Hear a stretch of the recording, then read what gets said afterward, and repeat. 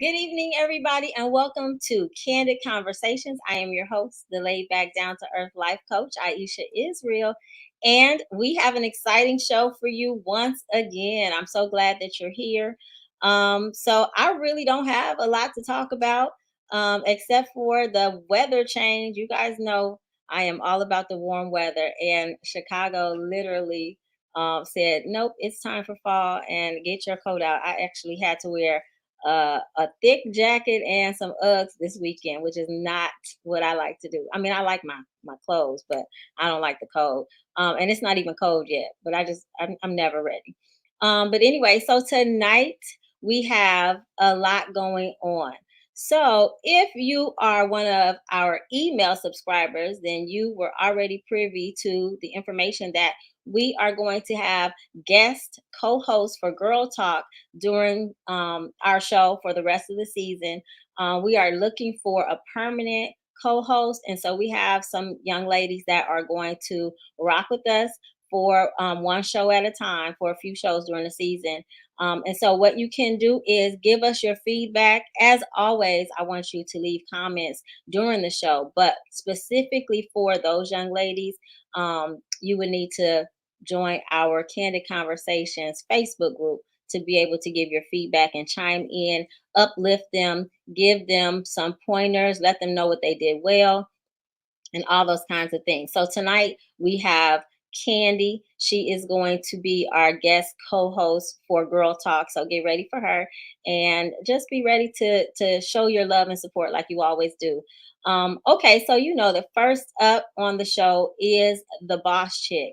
And so I am privileged, I feel privileged to be able to interview her. And I'm so excited to have her here.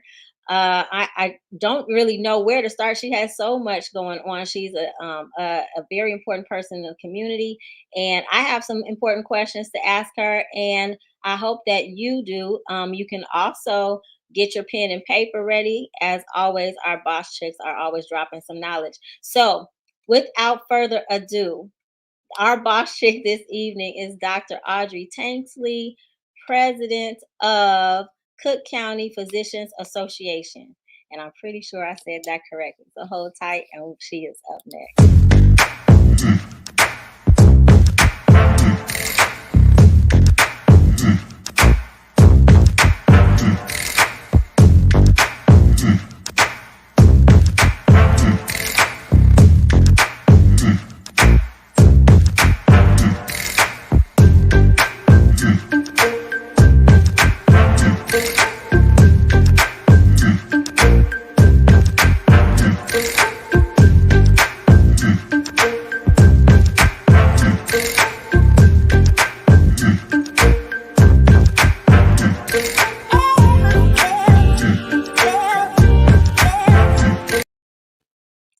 Hi there, how are you?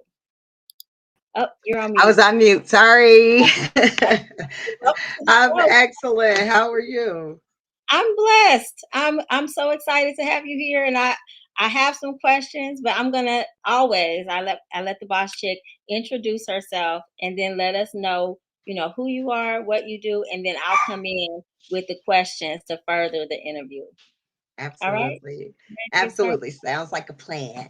Okay. Okay. So, my name is Dr. Audrey Tanksley, as you said. I am an internal medicine and addiction medicine physician. I work in a couple different spaces, but mostly in what we call integrative medicine. So I blend Eastern and Western practices so that we have a more holistic approach to care.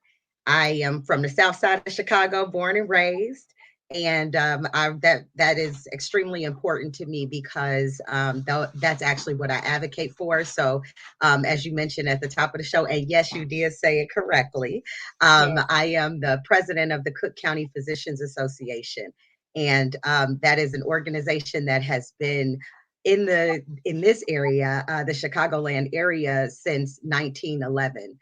We're the local chapter of the National Medical Association. So back in 1895, when African American physicians could not be a part of the American Medical Association, we formed our own societies. And so those societies still live on today. And so we stand on the shoulders of those giants. And I am the president of our local chapter. And so in that space, we really promote advocacy for our Black communities and for the health of our Black patients, but also for the sustainment of Black physicians and the creation of more Black physicians. So I love it. Well, you know what? and I'm a mama, and I'm a soror, and I'm a girl from the Wild Hundreds, and look, I'm all those things. Right. And so two things that I really love. I love that I would say most of the boss chicks that come on the show, they are really doing it, right? They're paving the way, they're helping others, but they are really down to earth. And so I really appreciate that.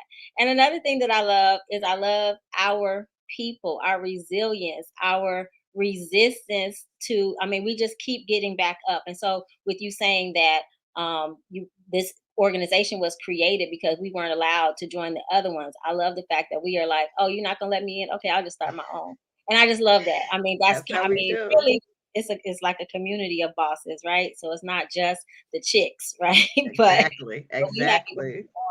So now look, when I was doing my research, um, after you and I talked, I saw somewhere where it said Dr. Tanksley is an addictionologist. And I was like, I have never heard that word before.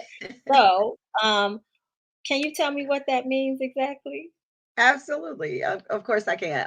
And that's exactly, I'm a lot of ists, right? Right. um, but addictionologist. So when we talk about, uh, uh, I like to say recovery medicine, but addiction medicine, we're really talking about the specialized treatment that goes into the care of individuals who use either substances or so there can be behavioral addictions, things like gambling, things like eating, and then there can be substance use addictions, which are things like that we know most often, like cocaine addictions or heroin addictions, alcohol addictions, nicotine addictions. And so there's a couple different pathways for physicians to specialize in that area. One is through psychiatry.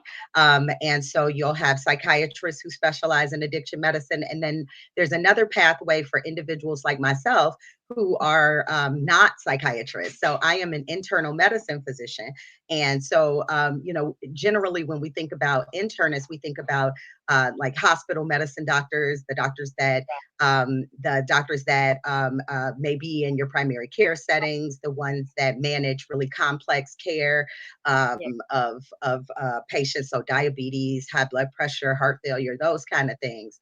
And I do all of those things, Okay. but I specialize in addiction because people who have those conditions also have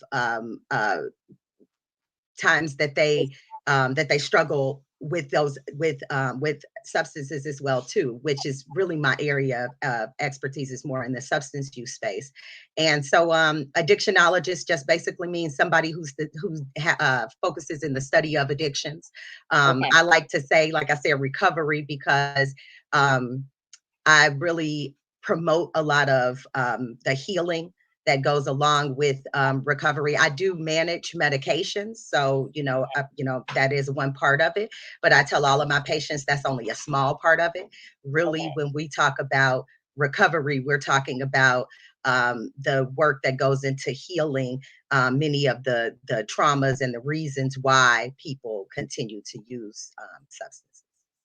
So, okay, so I mean, I have so many questions just from that little blurb right there. So, with addictions, do you feel like, do you have patients that don't get medication from you? Like, are they only they are just getting like Yeah, therapy, or yeah, okay, absolutely. So there, there's a couple different pathways, and I'll tell you, in traditional, there's traditional, the traditional way that we treat, and then there is what God is going to allow my vision to come forth that is going to be this revolutionary way that we treat. And I just got it real quick because I see in the comments, because I'm looking at the comments. So, hey to all of my sorors, and hey to actually one of my, who I always call my work wife, um, which is Dr. Sharon Johnson Boyd, who is one of the most amazing practitioners that I know. So thank you for watching, y'all. Hey, um, Yes. sorry for the shout outs, right? But Yeah. to answer that question, though, there definitely is the traditional way that we treat, where medication assisted therapy or medications for, opioid use disorders. So those are the things when people think about like methadone treatment or buprenorphine treatment, which some people call Suboxone treatment, which is newer, but it's not really new, but to Okay. our community, it's a little newer. And Okay.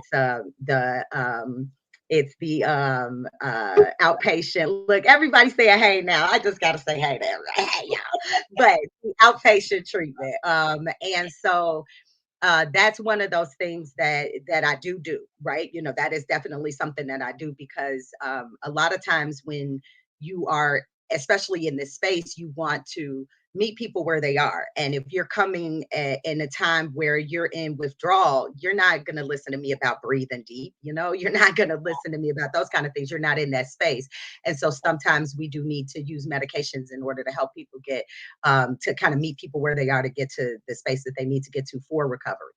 However, my one of the things that I really want to do in this space is to do exactly what you just asked. How do we manage recovery with using what we wouldn't traditionally consider to be the medications that we use, right? And so there are a number of supplements that can provide relief.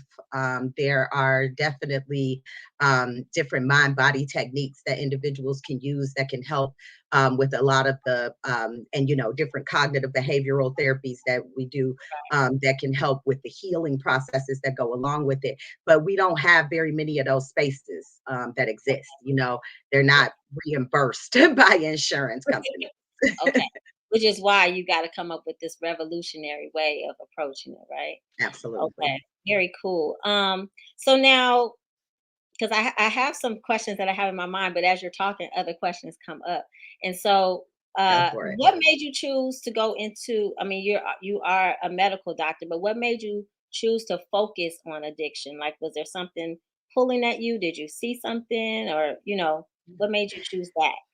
Yeah, I know it always really sounds kind of cliche, but most physicians choose the specialties that they're in because it truly does speak to them in some way, right? They Okay. have some passion for it because it has something personal in their life, or many things like that. This is one of the reasons you'll see ex-athletes become orthopedic surgeons, right? Because maybe they got an ACL injury or something like that. And so my story is no different from that. I am, as I mentioned at the top of this, I'm from the south side of Chicago, right? And I'm a 90s kid, 80s baby, 90s kid. And I grew up in a time when Chicago was, and still, really at this point still is riddled with drugs, and my family was heavily affected by it. And I saw not only the addiction side of things, but I saw a number of my family members go through recovery and go on to have some pretty, successful and Yeah.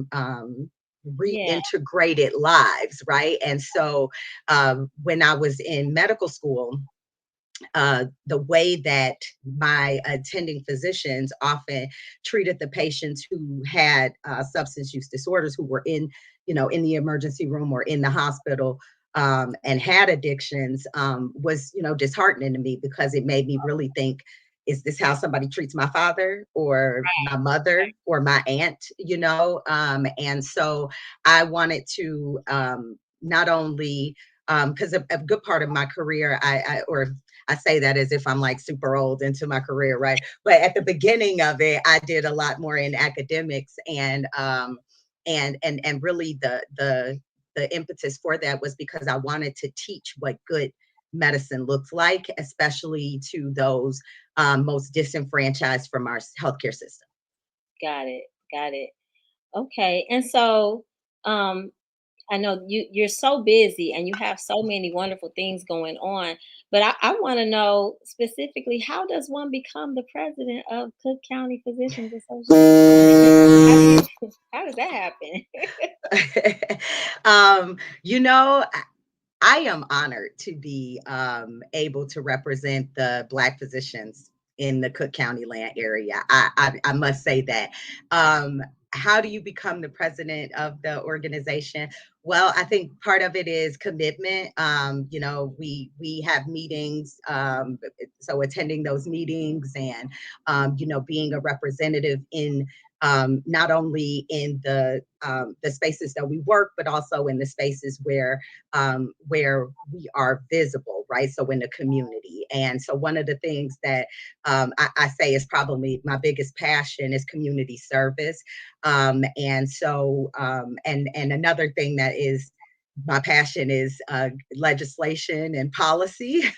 And so those are two things that I was doing very persistently for the organization that allowed me to, what I would say, get the visibility that I needed to get the support to become the president. Awesome. Now, are is the Cook County Physicians Association powerful in getting health policies changed and implemented?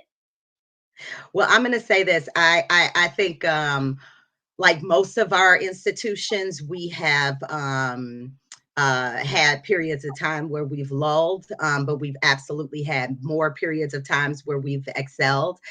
So we're definitely we are, the only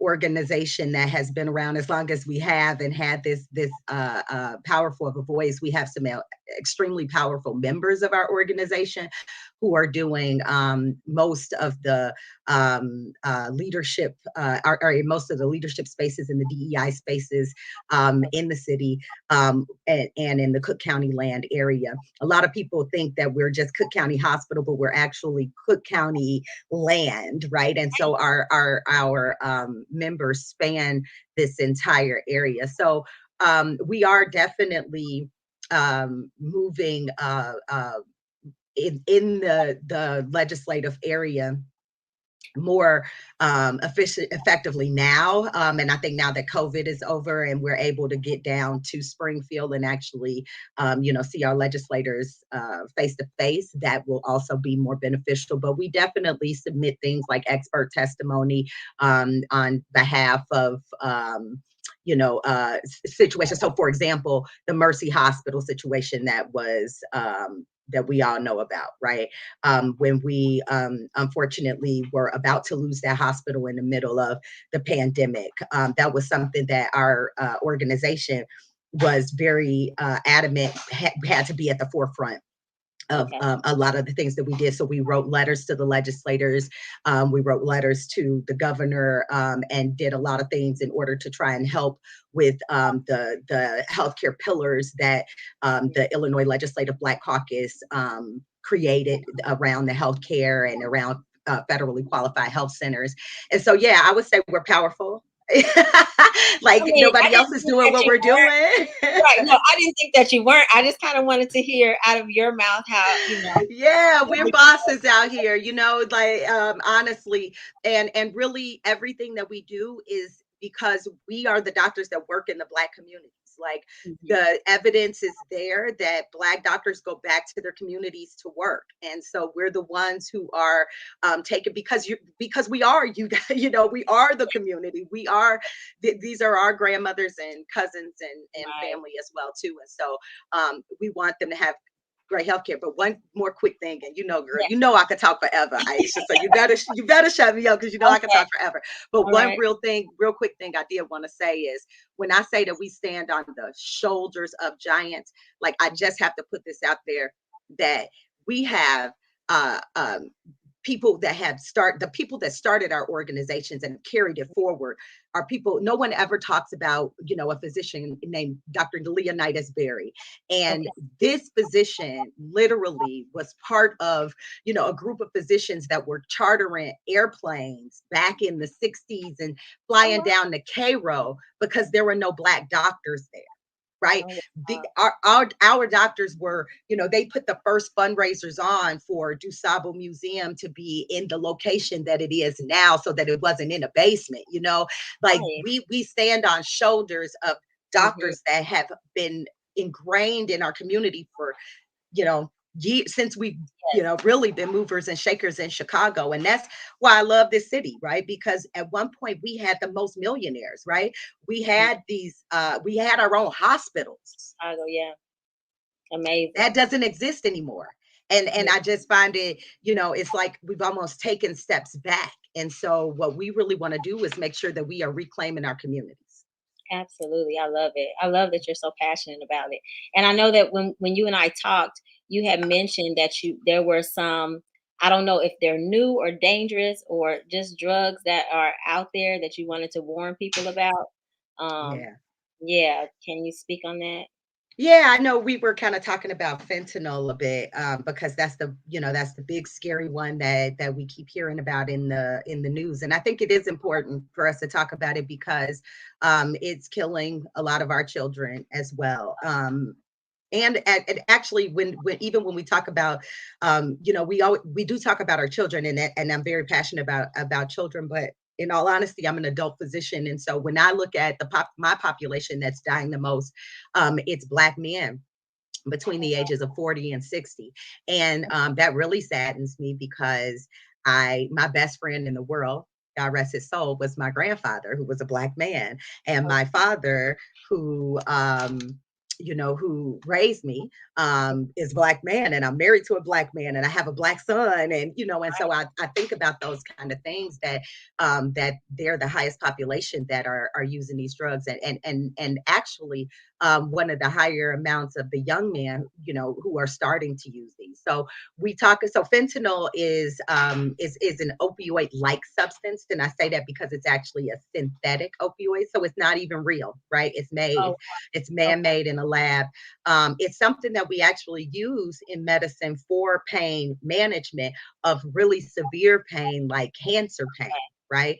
Okay. But this is now on the street, and it is, thousands of times more strong than than heroin. And so small amounts of it can allow people to overdose. And so what we're seeing is it's really cutting everything. And, often when I see my patients in the office and they're like, man, doc, I didn't know all that was in my urine. And I'm like, you think your drug dealer love you? Like they don't, they're trying to sell you a product.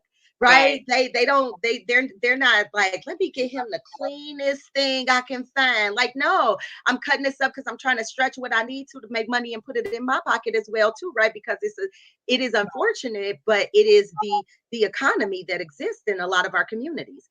And so one of the things that's out now that I do think we need to make sure that the Black community knows about is called rainbow fentanyl, and it's basically fentanyl tablets.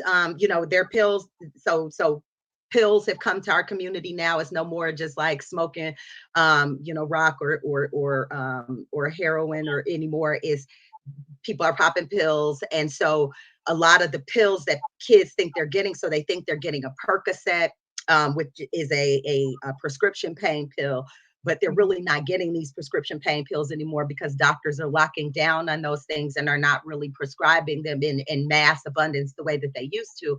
And so these are actually pills that people make. And so they're called press pills. And so Okay. they are pressed with whatever they can get. It's a little Benadryl in there. It's a little fentanyl in there. It's a little bit of, whatever in there. And so young people, especially, but people in general are overdosing from these things because they don't know what's in there. Another thing is, a lot of our community still does use cocaine. And a lot of individuals don't realize that people even cut fentanyl and cocaine. So they think that, and they don't realize that, because most of the time, if you're someone who is more of a cocaine user, you may that's more of an upper, right? Okay. So that's more up here as opposed to heroin or an opioid, which is more of a downer. So really, when you use the two, you kind of mellow out. So people really don't do that unless they're trying to maintain, you know? And so they don't expect that it's cut with something like that. But Okay. fentanyl is Okay. in everything. I Gotcha. do hear a lot of people talking about, oh, it's in cannabis as well, too. It's in marijuana. I will be honest, I haven't seen it on the flower marijuana in any of the patients that I see at this point, but I would say be careful with buying vape, those cartridges and stuff like that, especially if you're not buying it from some kind of like dispensary or whatever. Okay. Is that me? That's Is it? me. That's my Oh, okay. timer. Oh, shoot. Girl, let me know that's the timer. Okay. Well, I have enjoyed talking to you, but it is time to round this out and move into the next segment. But I would like to invite you to stay for Girl Talk if you have time. I know you're busy, so I Oh, don't girl, know. look, I blocked this time out for you. So absolutely, I'll stick around. Yay! Okay, well, I appreciate that. So, um, real quick, if there's anything you want to say, I usually ask my boss chicks to just really quickly, like you got Yes, 30 seconds now. I Tell promise. me what makes you a boss chick, and then we will move into the next. Yes. So what makes me a boss chick? God, because I walk in faith, knowing that in everything that I do, it will all come together for the good of not just me, but those that are connected to me. Oh, And so as long as I stay humble, I stay prosperous. I love it. All right. Well, thank you so much, Dr. Tanksley, and thank you for agreeing to stay. And up next is our spotlight on health with Dr. Carletha.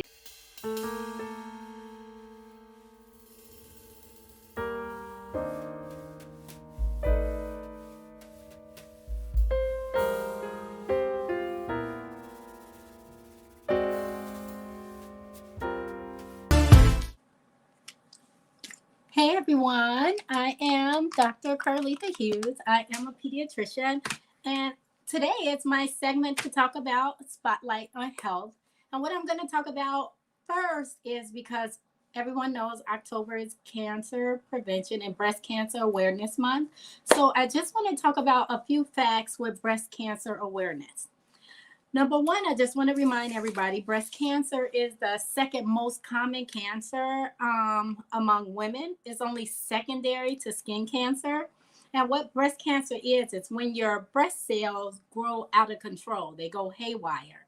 And these same breast cells or cancer cells can spread to different parts of the tissues, which we call metastasis. So, I'm going to quickly talk about breast cancer awareness, prevention, and early detection. So remember, most people, the highest population of breast cancer detection is usually around 50 years old.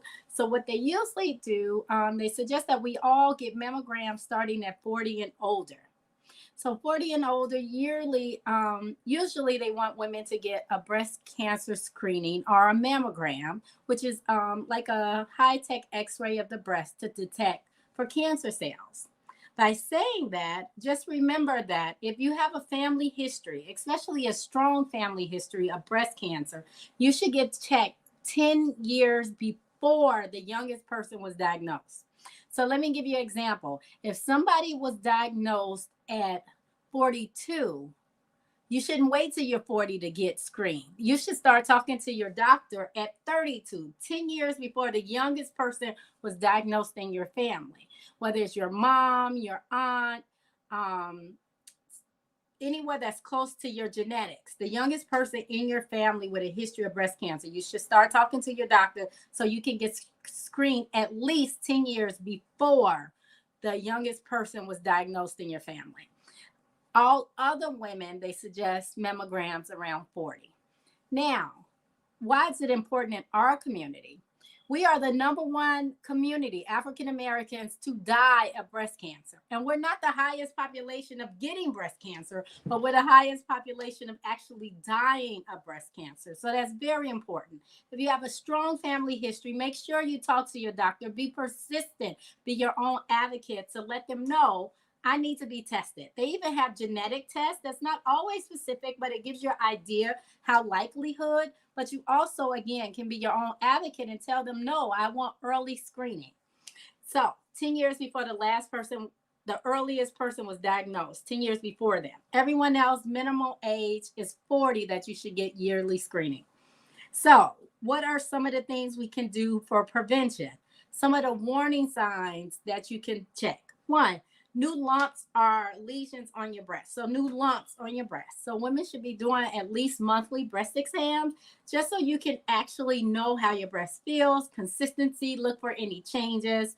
Any thickening or swelling in the breast cancer that's new is a warning sign. Any irritation, dimpling in the skin around the breast is a warning sign. Any redness, flaking of the breast, or areola, that's the dark part around the nipple. Any of that have skin changes. These are warning signs of early detection.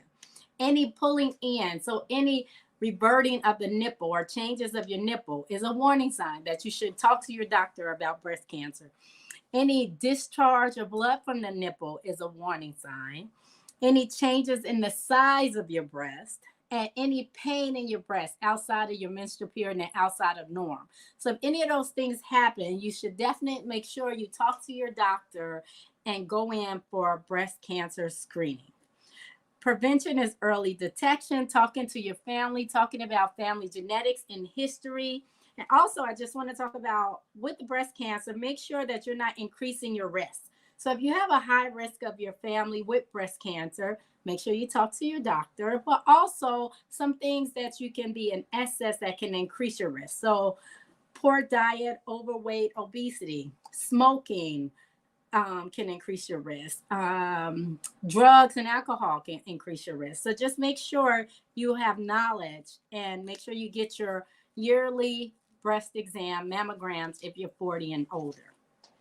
The other thing I want to talk about real quick is women. Us as African-American women, most of us are mothers, aunts, working women, wives. We as women, sometimes we make sure that we take care of everyone else and we forget to take care of ourselves. So make sure that you're getting your yearly checkup and you're seeing your physician. Make sure that you're taking time for not just physical health, mental health. Make sure you have a mental health check. Make sure you're not sitting around, not doing things, not smiling at things that you normally smile about. Make sure you're not feeling signs of depression or you're not withdrawing from families and friends. Make sure that you listen to your body. Any changes or things that doesn't seem normal, make sure you talk to your physician about it. Make sure you drink lots of water, ladies. Don't forget to stay hydrated. And make sure you make time for exercise and diet changes as much as you can.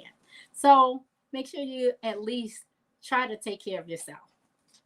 The last quick thing I want to talk about that was shocking that came out that sexually transmitted infections, they used to say sexually STD, sexually transmitted disease. The new term is sexually transmitted infection because some of them we can actually treat.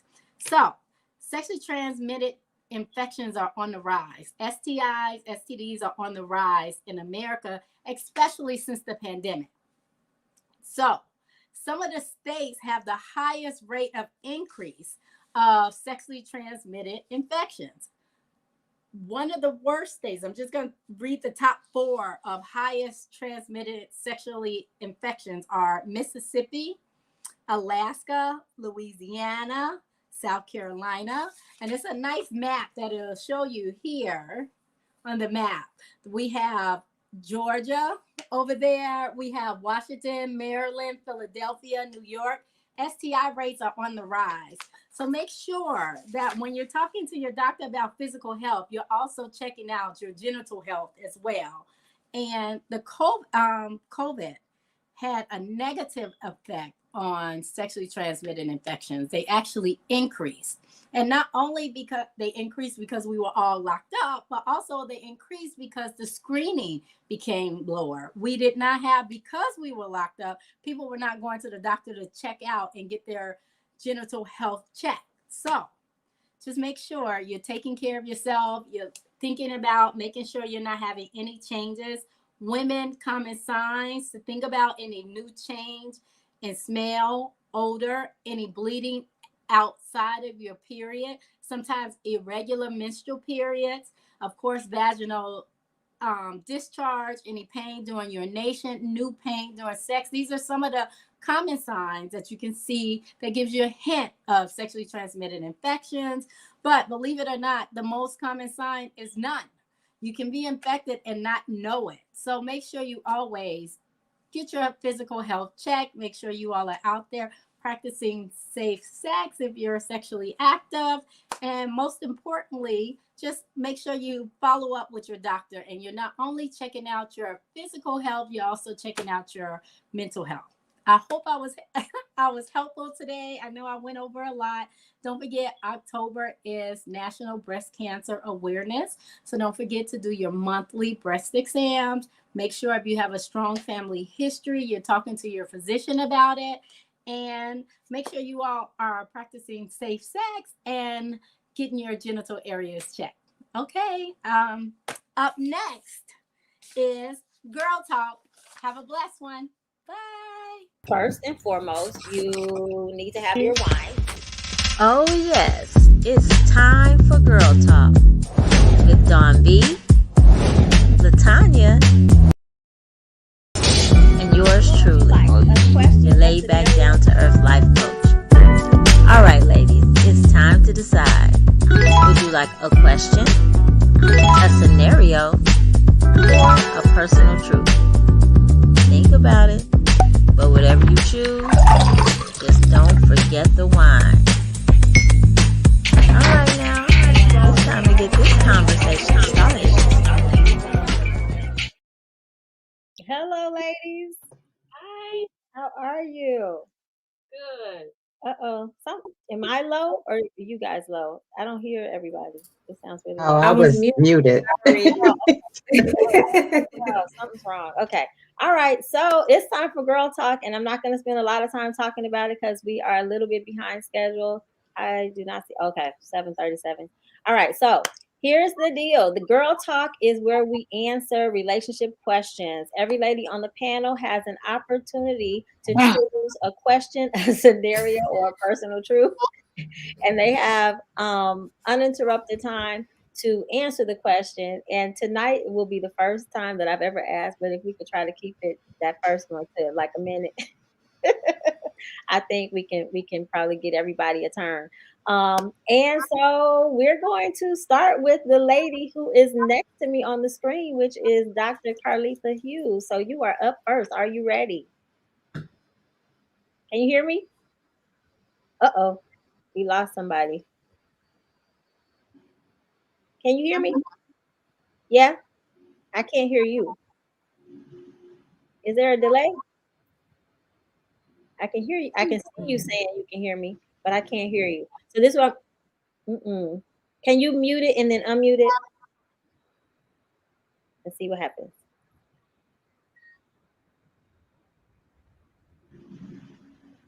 Okay, no.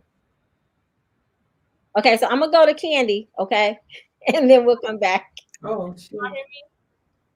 Yeah, I can hear you. Okay, let's see. All right, so Dr. Hughes, say something. Woo. Nope, don't hear you again. Okay, all right. So Candie, I'm sorry for skipping over Dr. Hughes, but we will come back. Okay. All right, Candie, would you like a question, a scenario, or a personal truth? Ooh, I'll take a personal truth. All right. Does your spouse do something you absolutely hate but he loves? Not my husband. um, let's see. Something that I hate that he loves. Okay, so he might get mad at me for this, y'all. Okay, but he thinks he's a tad junky. I'm the clean one. And like, well, okay, like when I come home, I hang up my clothes, I iron my clothes, stuff like that. He comes home, takes everything off, stuff in the kitchen, and he has a really huge. don't really use the closet. So he has clothes in this room, just clothes everywhere, and I just cannot stand. I don't have OCD, but I just, I like things to be a certain way. He has no problem with it. So that's one thing just a little bit. I still love it. That's not too bad. Yeah. Anybody else? Something your husband loves but you hate? I don't want to say online. Oh. I'll say itself. You say what? Himself? She said himself. That's funny. My husband likes to cut his hair over the bathroom sink, and it drives me nuts. And so I found this thing on Amazon that goes like this. It's like almost like a bib. So I'm like, you need to use this. So you can okay. So he wears it and it comes out. And then when he cuts it, it's like a beard. I mean, like a bib type of thing. Oh, okay. Yeah. Interesting. You might have to send me the information for that one. I honestly, I'm trying to think of something my husband loves that I absolutely hate. Okay, I'll tell you while you're thinking. Okay. So last night, right, I've been making this crystal light. It's acai berry, and I usually don't even put anything in my water, but it's really good. And so I made a cup. I made like a bunch of cups last night. So he wakes up in the middle of the night, and I just went to the kitchen, made my cup. He drank everything in my cup. And I'm like, dude, why would you do that? He's like, oh, I'm going to get up and make you some more. But why didn't you just make you some and let me have what I just made? And he's like, I forgot you selfish. Like, how am I selfish when you just drink everything that I just went to the kitchen. So not even a sip. Didn't even read you a sip. Like, and then I thought he was gonna sip it, and then he just kept drinking and drinking and drinking, and then he shook my ice. I was like, "Oh wow!" So, not shook the ice. He was trying to kick it off. It was shaking the ice. Yeah, exactly. I know. So I think because you mentioned the crystal light, it made me think of eating habits. And I know, like, I'm a pescatarian, and my husband eats pork. Let's just say that. So he loves pork. He loves his sausage pizza and stuff like that. And I can't stand it. I really don't like the smell of pork cooking. Me either. Ugh. So there's that. That's all I can think of. Anyone else? No, I think it's safe. I think it's safe to say we should move on from this question. We all end up right. All right, Dr. Tanksley, you are up next. What would you like? What's the choices again? A question, a scenario, or personal truth. All right, let's do a question. A question? Yes, please. All right, you're having a disagreement at work with a coworker. All of a sudden, they spit on you. What do you do next? Ooh, somebody dropped the mic. Yeah, that's what I about would do. I about would drop this medical license. No. That was somebody hitting the floor. Oh, that's very degrading. Wow, does that happen? It happened to somebody. Okay. So I think there is probably the pre-Dr. Tanksley years of what I would have done, and then the Dr. Tanksley years. Dr. Tanksley would probably try to be very empathic and call security and or the front desk and de-escalate the situation.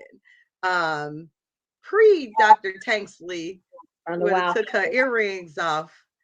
It would have been Y'all remember that song? Bet It Wasn't Funny When I Kicked It Up, right? Look, and it would have been on and pop it, because spitting is really degrading, and I think that's a sign of disrespect. So anyway, but these days I definitely would not do that. I would imagine that there is something egregious going on in their life that would be the place that they came to, and I would do my best to try and de-escalate it. I should have had that. Very good. And I would, like I said, I'm sure I would get a mediator in there, because my wild hunters might come back first. So I think that's tough, only in the sense that, like, how do you mentally prepare for somebody to spit on you? I mean, I think that your answer is beautiful, right? Because mash them lips together. Certain things you don't think about, you like automatically respond. And I've never been spit on that I can think of. Maybe by a kid, like, with I work in early childhood, so maybe a kid. But I got spit on. I don't even think a kid had. I got spit on before. Really?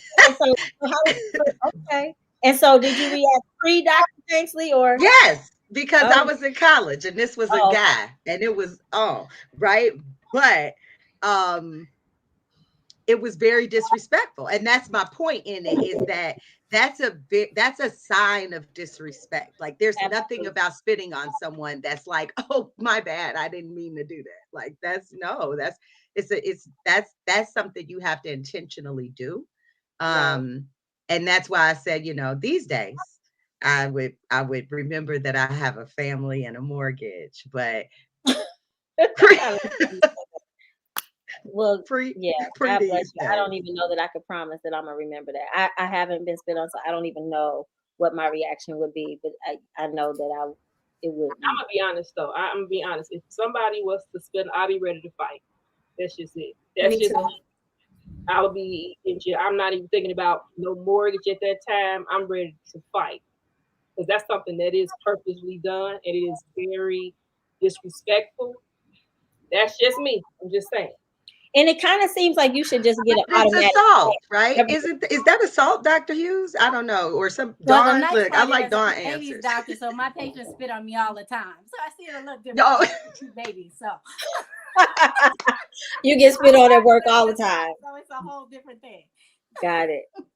That's fair enough. Well, mine are adults and they know better. So that would have to be, I feel like that would be some form of assault. So if you got like somebody involved, you could probably get them. I don't know. Somebody said call the police. Like, I think you could probably, I know for sure they would no longer be my patient. I would be dismissing them, and that relationship ended that day. Yeah. I feel like it would be like, somebody call the police. It's right. Yeah. I don't know that. I just don't know that I would be stopping to call the police until it's over. But that's not cool. I don't know that I can't say that I would have the presence of mind, because that's just not something I'm expecting. Right. I don't know. I might get stunned. Like, what the? Or I might just choke. Exactly. Yeah. You don't. But really, that's not. I'm not one of those. Yeah, I'm not going to be diplomatic at all. I want to be as ignorant as the person spitting. So whatever pops up, I'm going to be like, word, bitch, where you live, kid? I don't know. I'm going to go live. I don't know what I do not know. Yeah. Like, I could just have a vision of choking, like. Yeah.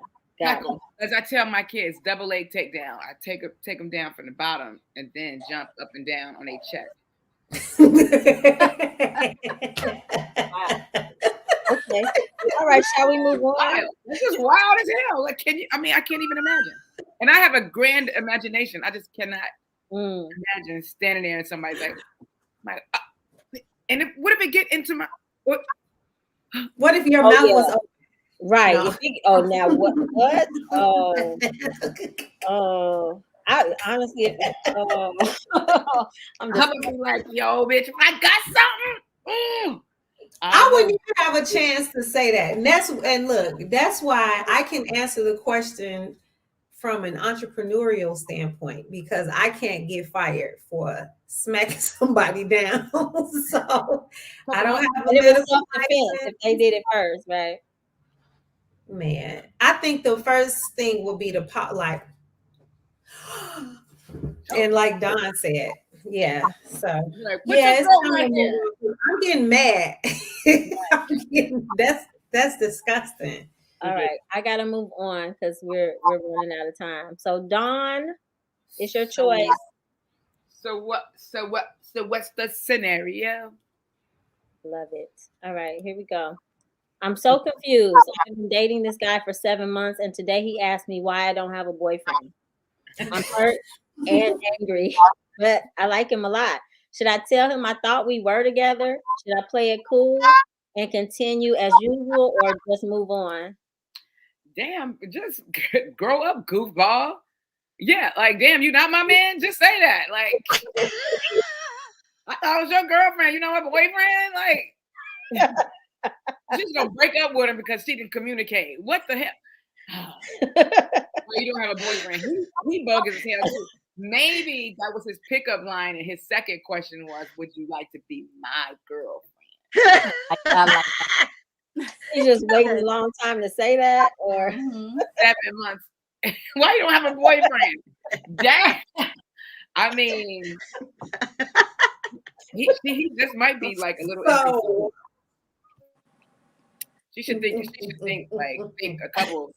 She should rethink like dating him because he might be a little inconsiderate or slow. Or slow. Or just say, yo, you are my boyfriend. Oh man, what do you say after you pick up your face? Like, you say you are my boyfriend. No, that's not what this was. Wait, what? Wait, huh? I do. I don't know. 7 months? Damn, that's almost a year. How come you don't have a boyfriend? Quit playing. That would be my response. Quit playing. That's it for me. That's not funny. She said she should move on. I don't think you should move on. If you really like him, you could just ask him. Like, say, I thought it was you. Yeah, that was kind of stupid though. But men are dumb, and I'm not even gonna take that back. I mean, both of them. How did she think that if it's never been spoken, and how did he like not know it? That? You know what I mean? Like, well, okay, because women always assume women just be like, oh, I've been with him for 7 months. He's automatically my boyfriend, and men don't think past today. He doesn't even realize it's been 7 months. He said they don't think. He just knows. Because men think, like I said, I don't know if it was last week. Men think 1, 2, 3. Women think A to Z. We already be at Z and back around to the numbers. Right. Trying on his last name, seeing how do not face split. Yeah, I got you. All right. That's pretty. Anyone else want to respond before we move to LaTanya? No, we're good. No. Okay, LaTanya, you ready? I'll take a scenario.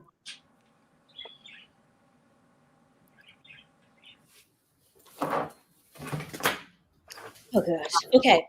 My boyfriend suggested we try having an open relationship. I reluctantly agreed, but now I've fallen in love with the new guy. I'm confused now about where my loyalty lies. My boyfriend knows about the new guy, but do I tell him about my feelings for the new guy?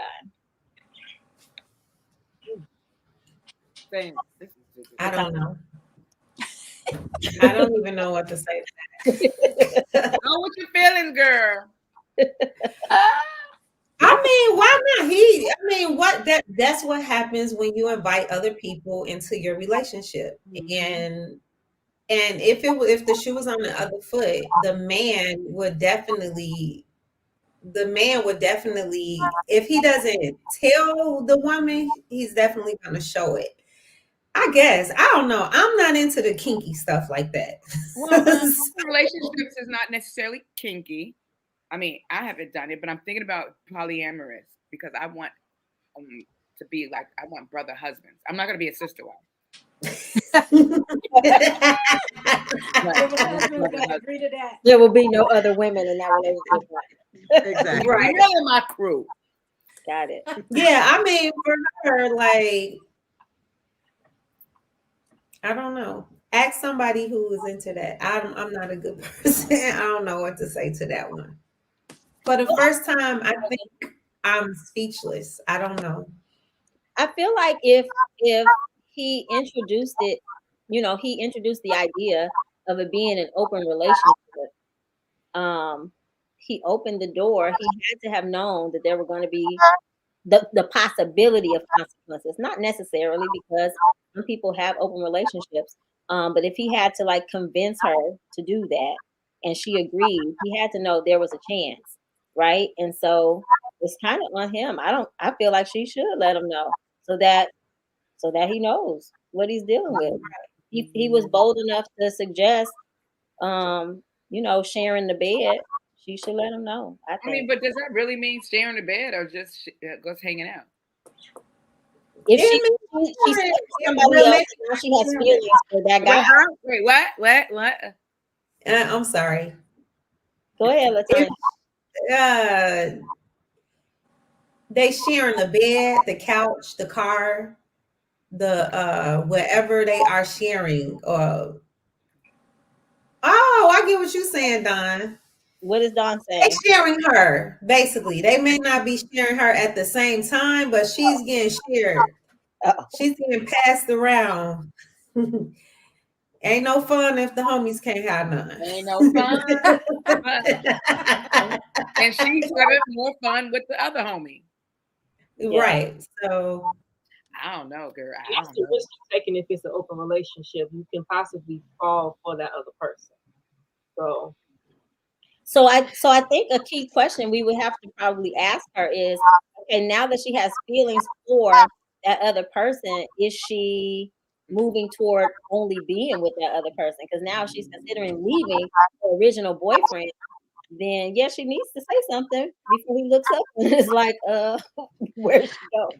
So I think I'm always thinking about stability. Like that just don't sound. So I guess for me, because to each his own. So, choose whatever lifestyle it is. But I guess for me, I'd probably be looking at like my emotions are one thing, and maybe I'm having fun with this guy and those kind of things. But I don't know. I thought maybe LaTanya was about to go here. That's why I was agreeing with what you were saying. But like, if I got stuff over here that requires that I might have to go through lawyers and stuff to dismantle this, like it might not be worth it. It's cheaper to keep her type of thing. So I don't know. Maybe I would have my boyfriend and that dude, and depends. But maybe that's a scenario where it's like they husband or something. If it's all just boyfriends, then kind of go with whatever, I guess. But maybe they should turn it into a sprint PCS relationship. What is that? An old school sprint, like 3 nights and weekends. Like she stayed with him. Look, that might be. that's when I worked at Sprint. But yeah. For 6 months she go over there and then figure it out. It's love is love. We in this together. Ain't that many people. It's not that many options available. Like I said, the next boyfriend I get, he's gonna be one of them. One of the boyfriends. Okay, let's move on. Why? This is so good. No, we're running out of time, and everybody hasn't had a turn. LaTanya, did you choose something? Is it your turn? That was hers. That was her turn? Okay, good. All right, so Dr. Hughes. I'll do the question.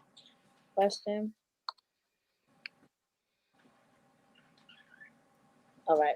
How do you feel about abstinence before marriage? I think it's a personal choice. I'm for it if you're into it. If you're not into it, I'm okay with it too. As long as you're practicing safe sex, I'm all for whatever you think is best for you. Dr. Tanksley, you really got to kick out that one. The safe sex part. like definitely, right? I know, but I totally agree, right? I mean, meet people where they at, but it was safe. I definitely think it can happen. Yeah. I did it. It happened, and they have beautiful marriages, and I have people who don't, and they have beautiful marriages. So I definitely think it's a personal choice. Yeah, I did it. That's who it is. It ended in divorce. Yeah. Wait, what? What'd you say? I'm sorry. We did it. Me and my ex-husband, we did that before. Okay. We did not until we got married. And I probably wouldn't do it again. Now you're gonna have 2 boyfriends, so you don't have to worry about it. I ain't gotta worry about that. I can do it. I can choose to be like that with one of them N words, but the other one, I am fuck emphasis on. Don't. Okay, listen. I have a question. I lost my whole train of thought. Okay, Candie, you said So something. let's say you do wait, which is like the right I thing. did though. Mine's a true story. But let's say you do wait till you get married and then it's not good. Then you learn to make it good.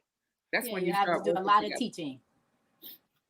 I agree. I think that if you are on one accord, But what if you are, and you're, I mean, you love each other, right? So the whole relationship, that's just one part of the relationship. That's not everything. And if it is everything, I think you need to reevaluate relationship. Now, in some people, everybody's different. So for some people, it might be more important than it is for other people. But the main point is that both people in the relationship need to be on the same page.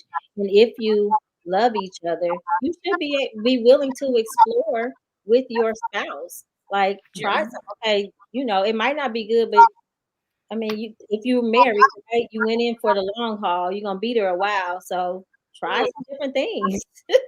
What would make it I think mine would end in divorce. Because you might not be sexually compatible. You might not. I'm sorry. I get all of that, and I agree. But like, I just thank God I didn't have to deal with that. Wait, hold on. I can't hear Candie. What'd you say, Candie? I'm saying that it's not the main part in the relationship, but it plays a big part. And if it's not good to me, I don't know. I'm just so. I mean, I've been married twice, and I don't know if it's explained about, so I'm not really sure. Just be grateful. Just be grateful. What did you say? I said, just be grateful. That ain't your issue. Listen, I'm telling you, we did that. From experience. I mean, I guess halfway. I mean, I was blessed. Thank God it worked out, kind of. Mm-hmm. But I don't know that it. I think that I don't know. It worked out. We have 2 kids, so it obviously worked at least twice. But I think it was kind of. It depends on that woman or that man. You know. But it's kind of. I think it was kind of a disconnect. Like I think that's a part of intimacy that you should experience before you decide to be married. In my opinion, because I did it. I'm speaking from experience. I won't do it again. I don't know. You just have to. Barry said, God said we should wait. You're just gonna have to ask God to bless your mess if you ended up going before then. It's like, God, look, right. I gotta walk on this water and test it out before I. Right, God said, all have sinned and come short.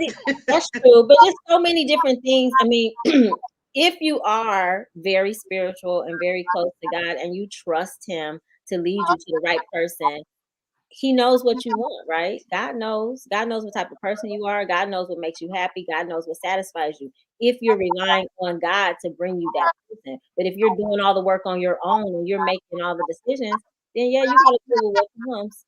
And if it ends in divorce, then I guess it ends in divorce. But it can work out if you do it that way. But a lot of us are not patient enough to wait on God. Real talk. I am.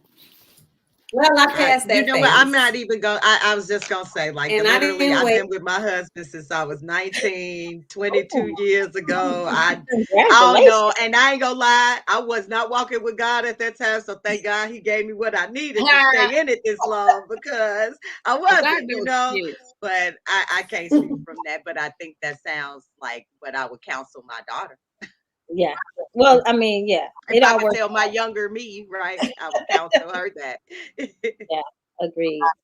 All right, ladies. Well, if no one else wants to chime in on that, I'm going to go ahead and close out the show. You good, Don? Okay. Oh, you know what? Wait a minute. Before we hang up, I want to put on the air that I have a beef with Don B right now. Let me tell you why. I found out on social media that she was performing somewhere in the city of Chicago and did not tell me, did not invite me, did not send me a text, did not send me a two-way. You know what? Okay, sorry. You know, I really don't. People say that every single time. When is your next show? I'll put that up there a year ahead of time. They still don't even come. So, Aisha, you might come. You different. Thank you. But this particular show at the Laugh Factory, yes, I was told it was October 22nd. Oh. 5 hours. What was it? 11:30 p.m. show. You wasn't coming to that. Probably not. I was probably in my bed. But then I got tagged on Instagram like tonight. I texted her and she's just like, "I'm sorry, can you make it?" I'm like, I guess. Oh wow! So how did you do, John? I did well. I mean, it was 1:30 by the time I hit the stage. 1:30 in the morning? Yeah, everybody was drunk. The last time I performed at 1:30, it was in a hotel room. But it was not nobody's stage. I was tired AF, but we had fun. All right. Well, congratulations. I would like to be invited to the next show, though. Okay. I want to go too. Thursday. Come out Thursday. I'll be over at the Fireman Brigade. Okay. Okay. So you know I need it. Thursday. That's close. Where? What time is it? 84th and Kedzie, like 8:30. Oh, at Q's. All right. Okay. Good stuff. All right, ladies, I'm going to close out. Thank you for coming. Thank you for sharing. Thank you for joining the conversation. And